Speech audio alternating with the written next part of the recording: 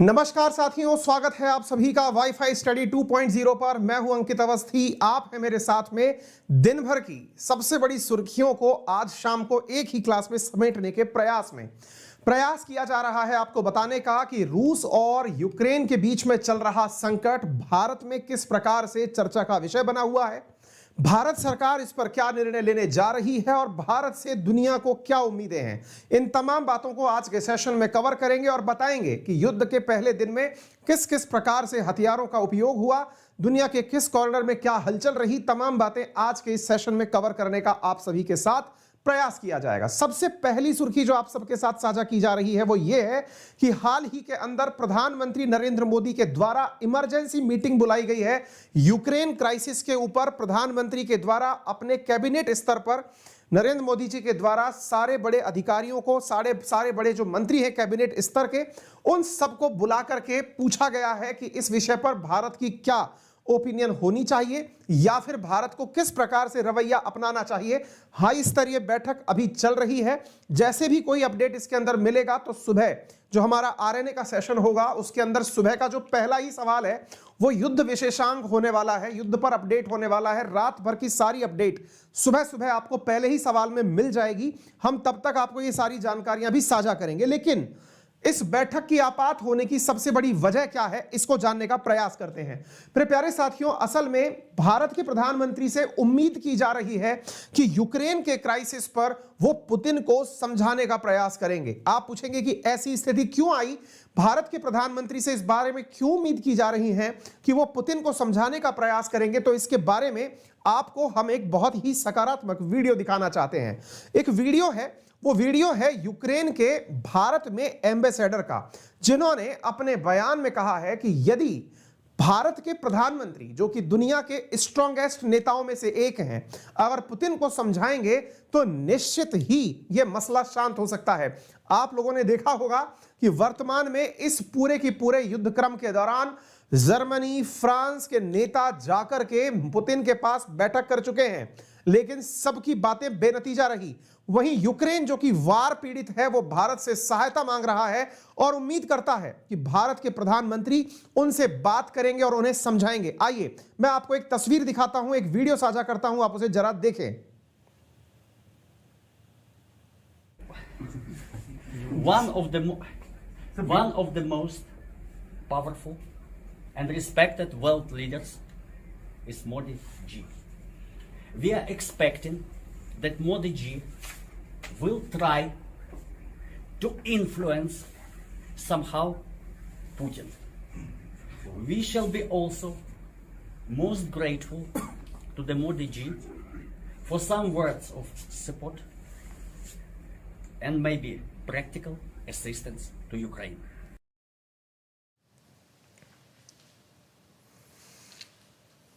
इनका कहना है कि प्रधानमंत्री नरेंद्र मोदी जी अगर चाहें, जो कि वर्ल्ड के मोस्ट पावरफुल नेताओं में से हैं, तो वो पुतिन को इन्फ्लुएंस करने में कामयाब हो सकते हैं। ऐसा यूक्रेन की भारत से उम्मीदें हैं। अब चर्चा करते हैं कि अब तक भारत जो काम करने जा रहा है, क्या वो भारत यूक्रेन और रशिया के बीच में मध्यस्थता करेगा। ये बातें तो आने वाला समय बताएगा, लेकिन इससे पहले आपको दिन भर की सारी सुर्खियों से अवगत कराते हैं। आपको बताते हैं कि रशिया के द्वारा किस प्रकार से यूक्रेन पर नुकसान पहुंचाया गया है।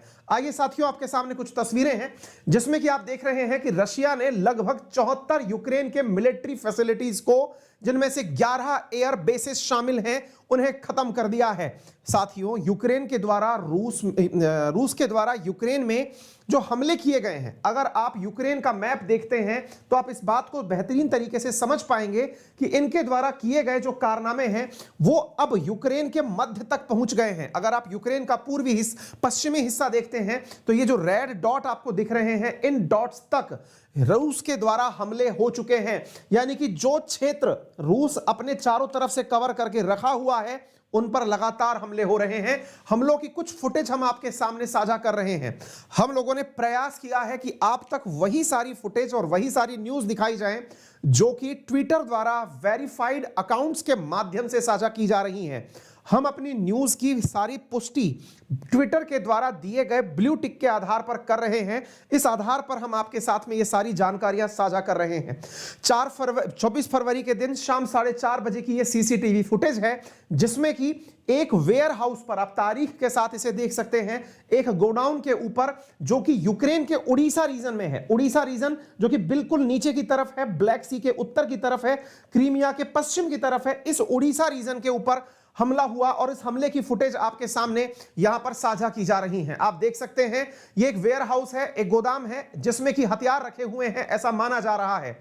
और इस जगह पर रशिया के द्वारा हमला किया गया। यानी कि आप इससे अंदाजा लगा सकते हैं कि ना केवल कीव बल्कि यूक्रेन के ऊपर सभी तरफ से हमले हो रहे हैं, और उन सभी तरफ से हमलों को आप अपने द्वारा इस वीडियो में होता हुआ देख रहे हैं। यह आपके सामने न्यूज है। साथियों, इसी प्रकार से आपके सामने कुछ और वीडियो फुटेजेस हैं जिन्हें आप देख सकते हैं। यहां पर ये वीडियो फुटेज है, नाटो सेक्रेटरी जनरल कह रहे हैं कि हम कुछ प्लान कर रहे हैं, लेकिन इसी तरफ आप दूसरी तरफ देख सकते हैं हेलीकॉप्टर्स के द्वारा किस प्रकार से बम हमले बरसाए जा रहे हैं।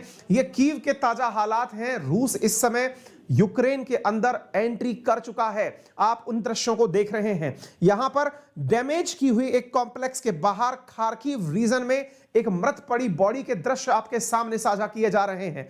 यूक्रेन के द्वारा मिसाइल अटैक जिन जिन जगह पर किए गए हैं, उनके नजारे कुछ इस प्रकार से यूक्रेन के अंदर धुआं के माध्यम से उठ रहे हैं। इससे आप अंदाजा लगा सकते हैं कि यूक्रेन ने किस प्रकार से घनी आबादी क्षेत्रों को टारगेट किया है, मतलब रूस ने किस प्रकार से घनी आबादी क्षेत्रों को टारगेट किया है। आप देख सकते हैं यूक्रेन के अंदर कई जगह जिंदा कारतूस पड़े मिल रहे हैं, कई जगह बम धमाकों के बाद की स्थितियों में लोग बड़ी कियोस की स्थिति में वहां से दौड़ दौड़कर भाग रहे हैं। ये आप स्थितियां देख सकते हैं। कहने का अर्थ यह है कि यहां पर रूस के द्वारा जो हमले किए गए हैं उसके दृश्य यहां पर दिखाई पड़ रहे हैं। साथियों, वहीं दूसरी ओर अगर हम एक और नजारा देखें तो मैप के माध्यम से आपको समझ में आ जाएगा कि यूक्रेन के जो दक्षिण का हिस्सा है, जिसको आप क्रीमिया के नाम से जानते हैं, वर्ष 2014 में जिस हिस्से के ऊपर रशिया के द्वारा कब्जा कर लिया गया था, उस हिस्से से कुछ फुटेज जारी हुई है।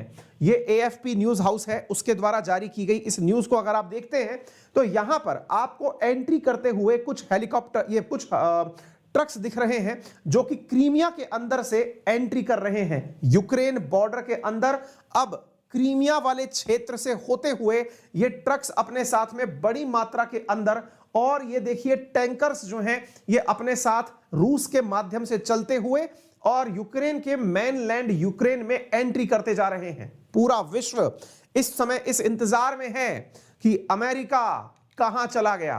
पूरा विश्व इस इंतजार में है कि जिस प्रकार से यूक्रेन को अपनी सहायता का वादा करके उसने भड़काया, आज वो कहां है जब यूक्रेन के ऊपर हमला हो रहा है।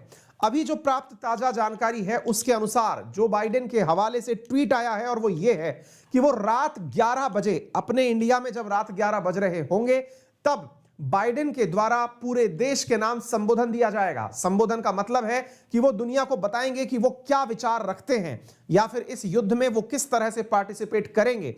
हो सकता है कि वो केवल इन परिस्थितियों का इंतजार कर रहे हो और यूक्रेन से कहें कि आपको किसी भी प्रकार के हथियार की जरूरत है तो आप हमसे परचेज कर सकते हैं। साथियों, विश्व युद्ध के दौरान अमेरिका केवल एक व्यापारी की ही भूमिका आज तक निभाता आया है। विश्व युद्ध फर्स्ट हो या विश्व युद्ध सेकंड हो, जब जब युद्ध की दशाएं बनी तो वो डायरेक्ट कभी भी किसी देश को आगे से हिट नहीं किया। उसने केवल उन्हीं ठिकानों को अपना टारगेट बनाया जब उसके निजी क्षेत्र पर किसी देश ने हमला किया हो। यूक्रेन जैसे देश को भी अमेरिका इस समय भी, यानी संकट के काल में भी, हथियार बेचने से पीछे नहीं हटेगा। यह मेरा प्रेडिक्शन है, क्योंकि जिस प्रकार से आज तक हमने विश्व इतिहास पढ़ा है, यूके और फ्रांस जो कि कभी दुनिया के बहुत ताकतवर देश हुआ करते थे, जब ये विश्व युद्ध में इन्वॉल्व थे तो अमेरिका ने केवल इन्हें अपने हथियार बेचकर, इनके लिए पदार्थ तैयार करके, पका माल बना कर बेचा और इनसे धन कमाया, और आज अमेरिका ताकतवर बन गया। स्थितियां अगर यही रही तो ये यूक्रेन से भी यही हालात होते हुए देखना चाहता है। यूक्रेन को ये हथियार बेच करके और पैसे कमाना चाहता है, क्योंकि आज पूरा दिन निकल चुका है, पूरी रात जा चुकी है कल की, तब से लेकर हमले चल रहे हैं। कोई भी अभी तक नाटो की तरफ से, ना यूरोपियन यूनियन की तरफ से, ना फिर अमेरिका की तरफ से किसी भी प्रकार की कोई सकारात्मक प्रतिक्रिया नहीं आई है, केवल सैंक्शंस का डर दिखाया जा रहा है, जिससे कि रूस को कोई खास फर्क पड़ नहीं रहा है। ठीक इसी प्रकार से यदि आप देखते हैं अन्य घटनाओं के अंदर, आपके सामने कुछ तस्वीरें यहां पर दिखाई दे रही हैं, आप उनसे अंदाजा लगा सकते हैं कि किस प्रकार से यहां पर हमलों के बाद के फरकच्चे बचे हुए दिखाई दे रहे हैं। अब बात करते हैं भारत के जो भारतीय नागरिक फंसे हुए हैं कीव में, उनके क्या हालात हैं। मेरे प्यारे साथियों, भारतीय एम्बेसी ने आज 3 बार अपने द्वारा सूचनाएं जारी करी हैं, एडवाइजरी जारी करी है। इन्हीं एडवाइजरियों के अंदर भारत का जो यूक्रेन के अंदर जो एनवॉय है, उनके द्वारा अपना एक वीडियो मैसेज सर्कुलेट किया गया। यह उन तमाम परिवारजनों के लिए है जिनके बच्चे बाहर पढ़ने गए हुए हैं। आप भी इस वीडियो को जरूर सुने। Namaskar, I'm Partha Satpathy, the Ambassador of India in Ukraine. I'm speaking to you from Ukraine. The Embassy of India in Kyiv continues to operate round the clock 24/7. Today morning, early morning, we woke up to the news that Kyiv is under attack. The whole of Ukraine is under attack. This has of course generated a lot of anxiety, uncertainty and created tension in the air. I would like to assure all of you that the Embassy of India continues to operate around the clock, looking out for the safety and security of all Indians here. With the news of the war, the airspace has been blocked, therefore our special flights have been affected. Roads are also choked and train services have been disrupted. In this scenario, my advice to all of you is to stay wherever you are, in your normal areas of habitation. If you are in transit, please go back to your normal areas of habitation. And if you are stranded, इनके द्वारा भारत के नागरिकों को यह assure कर दिया गया है कि हम पूरी तरह से कार्य कर रहे हैं। भारत के जितने भी नागरिक वहां पर फंसे हुए हैं, हम उनके लिए पूरी तरह सहायता कर रहे हैं और जो नागरिक वहां पर हैं उन सबको उनके सुरक्षित स्थानों तक पहुंचा दिया गया है। भारत के द्वारा यहां पर ये एम्बेसी की तस्वीरें जारी की गई हैं। एम्बेसी की तस्वीरों के बाहर अब किसी भी प्रकार का कियोस्क यूक्रेन में नहीं है। सभी बच्चों को सुरक्षित स्थानों पर पहुंचा दिया गया है। भारतीय नागरिक यहां पर सुरक्षित हैं। ये सारी की सारी जानकारी हमारे जो विदेश मंत्री हैं उनके द्वारा भी साझा कर दी गई हैं। वहीं बात की जाए कि यूक्रेन के लोगों पर इसका क्या असर है, तो ये तस्वीरें बता रही हैं कि यूक्रेन के लोग जो हैं वो अपना देश छोड़ करके पलायन करना शुरू कर चुके हैं। ये तस्वीरें हैं किसी बस स्टैंड, किसी रेलवे स्टेशन, किसी एयरपोर्ट पर, जो कि कॉमन रूप से देखी जा रही हैं। लोग यहां से अपने घरों को छोड़ करके यहां से पलायन कर रहे हैं। ये बहुत बड़ा युद्ध का सदमा होता है कि सेनाएं युद्ध लड़ती हैं, राजनेता युद्ध लड़ते हैं और आम जनता रिफ्यूजी बन जाती है। और इन दृश्यों को आप देख रहे हैं कि लोग यहां से शिफ्ट होकर के एक जगह से दूसरी जगह जाते हुए दिखाई पड़ रहे हैं। इसी बीच में यूक्रेन के जो राष्ट्राध्यक्ष हैं उन्होंने कहा है कि हमने अपने कानूनों में परिवर्तन कर दिया है। परिवर्तन इस बात का, यदि कोई भी यूक्रेन का नागरिक गन ले जाना चाहता है, पासपोर्ट लाए, गन ले जाए और युद्ध में शरीक हो जाए। आप जान सकते हैं ये परिस्थितियां केवल किसी देश के अंदर तभी आती हैं जब वो एक्सट्रीम पैनिक सिचुएशन में होता है। यानी प्रत्येक आम नागरिक को आह्वान दिया गया है कि यदि आप में से कोई भी यूक्रेन की तरफ से देश के लिए लड़ना चाहता है तो हम अपने वेपन्स उन्हें उपलब्ध कराने के लिए तैयार हैं। ऐसा यहां के राष्ट्रपति के द्वारा कह दिया गया है। यहां पर पूरी तरह से यह कह रहे हैं कि हम अपने द्वारा कोशिश कर रहे हैं कि हम यूरोप के देशों के साथ गठबंधन बना करके इस युद्ध के अंदर जो भी कार्य हो सके हम वो करते चलें। साथियों, अब बात करते हैं आपसे रूस के द्वारा क्या कहा गया है। रूस के द्वारा कहा गया है कि यह युद्ध की शुरुआत नहीं है तो क्या है, ये this is the end of war. हम युद्ध की शुरुआत नहीं कर रहे हैं, हम इसे खत्म कर रहे हैं। अर्थात जब विपक्षी बचेगा ही नहीं तो युद्ध किससे किया जाएगा। अर्थात इनका आप एस्टीम देखिए, एक देश के ऊपर चढ़ाई की जाती है और देश के ऊपर चढ़ाई करके बोला जा रहा है कि हम तो इस युद्ध को खत्म करने के लिए बात कर रहे हैं, यानी कि एक ही बार में इस मामले को साफ कर देंगे। ये रशिया की फॉरेन मिनिस्ट्री का बयान है। इनके स्पोक पर्सन का कहना है, firstly this is not the beginning of war, this is a very important, we are trying to prevent developments that could escalate into a global war. हम विश्व युद्ध से बचने का प्रयास कर रहे हैं। हम तो इस युद्ध को खत्म कर रहे हैं। ये इनका एक अलग ही लेवल का प्रयास है। यूक्रेन की डिफेंस के द्वारा कह दिया गया है कि जो भी व्यक्ति अपने साथ हथियार ले जाके युद्ध में जाना चाहता है वो इस युद्ध के अंदर साझा हो सकता है। वहीं पर तमाम प्रकार की न्यूज ये आ रही हैं कि किसने किसके कितने विमान गिराए। यूक्रेनियन मिलिट्री प्लेन जिसमें 14 लोग जा रहे थे वो कीव के नजदीक रशिया की सेना के द्वारा मार गिराए गए हैं। रशिया ने कहा है कि उसने 70 मिलिट्री टारगेट्स को खत्म किया है, 11 एयरफील्ड्स को खत्म कर दिया है। और एक इंपॉर्टेंट बात जो है वो ये है कि रशिया ना केवल इतना कर रहा है बल्कि साइबर अटैक्स के माध्यम से पूरे की पूरे यूक्रेन के नेटवर्क को ध्वस्त कर रहा है। प्लस जो वर्ल्ड की मीडिया न्यूज कवर कर रही है उसको कहा गया है कि न्यूज में केवल वही प्रकाशित किया जाए जो वाकई में स्थितियां हैं, यानी कि आप अतिरिक्त रूप से मसाले लगा के न्यूज प्रदर्शित ना करें। Russia warn media about what is published on situation in eastern Ukraine. आप उसके लिए केयरफुल रहे, ऐसा रशिया के द्वारा चेतावनी भरे लहजे में कह दिया गया है। अब एक बहुत बड़ी न्यूज ये निकल कर आ रही है कि जैसे ही, क्योंकि देखिए सब कुछ चल वैसे ही रहा है जैसा प्रेडिक्ट किया गया था। प्रेडिक्शंस में हमारी प्रेडिक्शन थी कि जैसे ही यूक्रेन पर हमला होगा, चीन जो है वो रूस का साथ इसलिए दे रहा है कि तुरंत इसके बाद चीन ताइवान पर चढ़ाई कर देगा। और आपको जान के आश्चर्य होगा साथियों, अभी की एकदम जो ताजा खबर है, मैं कह रहा हूं दिन भर की सारी ताजा खबरें आज के सेशन में मैंने आपके लिए कवर कर ली हैं। आप देख सकते हैं साथियों, ये शाम की खबर है, अभी की खबर है, जिसमें ताइवान की मिनिस्ट्री ने कहा है कि 9 चाइनीज एयरक्राफ्ट उनके एयर स्पेस में एंट्री कर चुके हैं। यानी कि चाइना के द्वारा भी एयरक्राफ्ट जो हैं वो ताइवान में एंट्री कर चुके हैं। यानी कि आप पूरी तरह से माहौल देखें, हर ताकतवर के द्वारा एक कमजोर को दबाया जा रहा है। और ऐसी स्थिति में नाटो फोर्सेस जो दुनिया के लिए एक अपने आप में गठन का या संगठन का साहस बनकर खड़ी होने का दावा करती थी, वो सब फुस्सी पटा के पड़ी हुई हैं। मैं आज दिन भर एक भी वीडियो नहीं डाला, आप यकीन मानेंगे मैं मेरे प्रेडिक्शन में गलत था। मैं इंतजार कर रहा था कि बाइडेन जैसे ही ये पक्ष लेंगे या नाटो जैसे ही ये अनाउंस करेगा कि हम यूक्रेन की मदद करने के लिए आगे आ रहे हैं, मैं उसी समय पर वीडियो करूंगा, मैं उससे पहले वीडियो नहीं करूंगा। मैंने कहा भाई युद्ध हो रहा है तो 2-4 तो विमान गिरेंगे ही, कुछ ना कुछ तो खबरें आएंगी ही। मैंने कहा ये सब बाद में ली जाएंगी। मैं एंड में अब आपके सामने इसलिए आया हूं क्योंकि अब मैं केवल नुकसान होता हुआ देख रहा हूं, किसी को डिफेंस में आते हुए देख ही नहीं रहा हूं।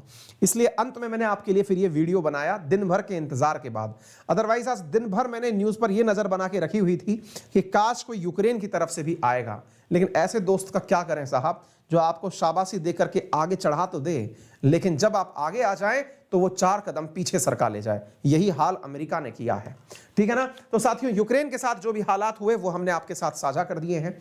मेरा रेफरल कोड है अंकित 10। आप रविवार को लेकिन एक ज्ञान के युद्ध में शामिल हो जाइएगा, क्योंकि इस रविवार आपके लिए एक जबरदस्त कॉम्बैट आयोजित किया जा रहा है अनअकैडमी पर।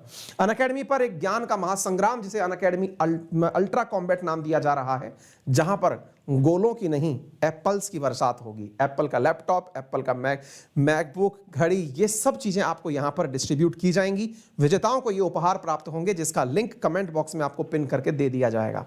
आप उस पर अभी जाएं, अपने आप को रजिस्टर करें। सुबह 11 बजे फ्री टेस्ट है, आप इसमें पार्टिसिपेट कर सकते हैं। यूपीएससी सेक्शन में ये टेस्ट हो रहा है, महीने में एक ही बार ये टेस्ट होता है। ऐसे ही एसएससी कैटेगरी में दोपहर 12 बजे है, आप इसके अंदर भी पार्टिसिपेट कर सकते हैं, जिसमें रैंक 1 को जो है वो लैपटॉप दिया जाएगा, स्मार्टफोन्स, वायरलेस ईयरपोड्स आदि तमाम उपहार यहां पर स्टूडेंट्स को पार्टिसिपेट करने पर दिए जाएंगे। और पार्टिसिपेशन में याद रखना है तो रेफरल कोड अंकित 10। अपना ख्याल रखें, धन्यवाद। और हां, सुबह के आरएनए के अंदर मैं पहले ही न्यूज के अंदर पूरी दुनिया भर की जो भी रिपोर्टिंग रही है उसको कल सुबह आरएनए सुबह 8:30 बजे आपके पास लेकर हाजिर हो जाऊंगा, तो आप उसे जरूर देखें। Thank you.